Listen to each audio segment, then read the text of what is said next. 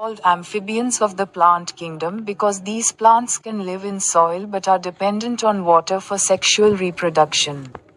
They usually occur in damp, humid and shaded localities. They play an important role in plant succession on bare rocks, soil. The plant body of bryophytes is more differentiated than that of algae. It is thallus-like and prostrate or erect, and attached to the substratum by unicellular or multicellular rhizoids. They lack true roots, stem or leaves. They may possess root-like, leaf-like or stem-like structures. The main plant body of the bryophyte is haploid. It produces gametes, hence is called a gametophyte. The sex organs in bryophytes are multicellular. The male sex organ is called antheridium.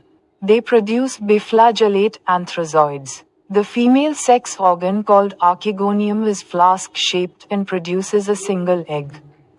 The anthrazoids are released into water where they come in contact with archegonium.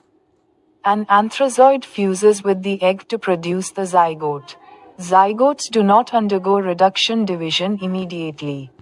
They produce a multicellular body called a sporophyte. The sporophyte is not free-living but attached to the photosynthetic gametophyte and derives nourishment from it. Some cells of the sporophyte undergo reduction division, meiosis, to produce haploid spores. These spores germinate to produce gametophyte.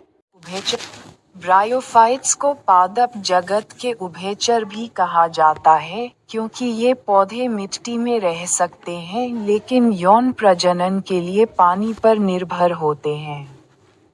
वे आमतौर पर नम, आर्द्र और छायादार इलाकों में पाए जाते हैं। वे नंगे चट्टानों, मिट्टी पर पौधों के उत्तराधिकार में महत्वपूर्ण भूमिका निभाते हैं। ब्रायोफाइट्स का पादप शरीर शैवाल की तुलना में अधिक विभेदित होता है। ये थैलस जैसा और फैला हुआ या सीधा होता है और एक कोशिकीय या बहुकोशिकीय प्रकंदों द्वारा सबस्ट्रेट से जुड़ा होता है। उनमें सच्ची जड़ें, तना या पत्तियां नहीं होती हैं। उनमें जड़ जैसी, पत्ती जैसी या तने जैसी संरचनाएं हो सकती हैं। ब्रायोफाइट का मुख्य पादप शरीर अगुणित होता है। ये युग्मक पैदा करता है, इसलिए इसे युग्मकद्भिद कहा जाता है। ब्रायोफाइट्स में यौन अंग बहुकोशिकीय होते हैं। नर यौन अंग को एथेरिडियम कहा जाता है। वे बाइफ्लैगेलेट एथेरोजॉइड्स का उत्पादन करते हैं। मादा यौन अंग जिसे आर्केगोनियम कहा जाता है, फ्लास्क के आकार का होता है और एक ही अंडा पैदा करता है। एथेरोजॉइड को पानी में छोड़ा जाता है जहां वे आर्केगोनियम के संपर्क में आते हैं। एथेरोजॉइड अंडे के साथ मिलकर युग्मनज का निर्माण करता है। युग्मनज तुरंत अपचयन विभाजन से नहीं गुजरते हैं। वे एक बहुकोशिकीय शरीर बनाते हैं जिसे स्पोरोफाइट कहा जाता है। स्पोरोफाइट स्वतंत्र रूप से नहीं रहता है, बल्कि प्रकाश संश्लेषक गैमेटोफाइट से जुड़ा होता है और उससे पोषण प्राप्त करता है। Leafy down-pointing arrowbryophytes in general are of little economic importance, but some mosses provide food for herbaceous mammals, birds and other animals. Species of sphagnum, a moss, provide peat that have long been used as fuel, and as packing material for transshipment of living material because of their capacity to hold water. Mosses along with lichens are the first organisms to colonize rocks and hence, are of great ecological importance. They decompose rocks making the substrate suitable for the growth of higher plants. Since mosses form dense mats on the soil, they reduce the impact of falling rain and prevent soil erosion. The bryophytes are divided into liverworts and mosses. 3.2.1 Liverworts. The liverworts grow usually in moist, shady habitats such as banks of streams, marshy ground, damp soil, bark of trees and deep in the woods. The plant body of a liverwort is thalloid, e.g. Marshonsha. The thallus is dorsiventral and closely oppressed to the substrate. The leafy members have tiny leaf-like appendages in 2 rows on the stem-like structures.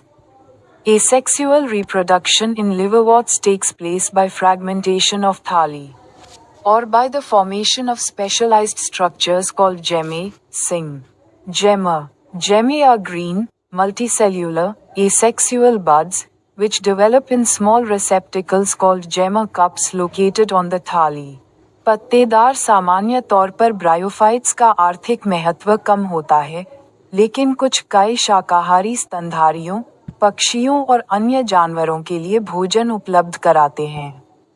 Sphagnum की प्रजातियां एक कई पीठ प्रदान करती हैं, जिसका उपयोग लंबे समय से ईंधन के रूप में और पानी को धारण करने की क्षमता के कारण जीवित सामग्री के ट्रांसशिपमेंट के लिए पैकिंग सामग्री के रूप में किया जाता रहा है। लाइकन के साथ कई चट्टानों पर बसने वाले पहले जीव हैं और इसलिए बहुत ज्यादा पारिस्थितिकीय महत्व रखते हैं। वे चट्टानों को विघटित करके सबस्ट्रेट को उच्च पौधों के विकास के लिए उपयुक्त बनाते हैं। चूंकि काई मिट्टी पर घनी चटाई बनाती है, इसलिए वे गिरने वाली बारिश के प्रभाव को कम करती हैं और मिट्टी के कटाव को रोकती हैं। ब्रायोफाइट्स को लिवरवॉट और मॉस में विभाजित किया जाता है। 3.2.1 लिवरवॉट आमतौर पर नदियों के किनारे, दलदली जमीन, नम मिट्टी, पेड़ों की छाल और जंगल की गहराई में जैसे नम, छायादार आवासों में उगते हैं। लिवरवॉट का पौधा शरीर थैलॉइड होता है, जैसे कि मार्शेंटिया। थैलस पृष्ठीय अधरीय होता है और सबस्ट्रेट से करीब से जुड़ा होता है। पत्तीदार सदस्यों में तने जैसी संरचनाओं पर 2 पंक्तियों में छोटे पत्ते जैसे उपांग होते हैं। लिवरवॉट में अलैंगिक प्रजनन थैलियों के विखंडन द्वारा या जेम्मा, एकवचन जेम्मा, नामक विशेष संरचनाओं के निर्माण द्वारा होता है। जेम्मा हरे, बहुकोशिकीय, अलैंगिक कलियां हैं, जो थैलियों पर स्थित जेम्मा कप नामक छोटे रिसेप्टेकल्स में विकसित होती हैं।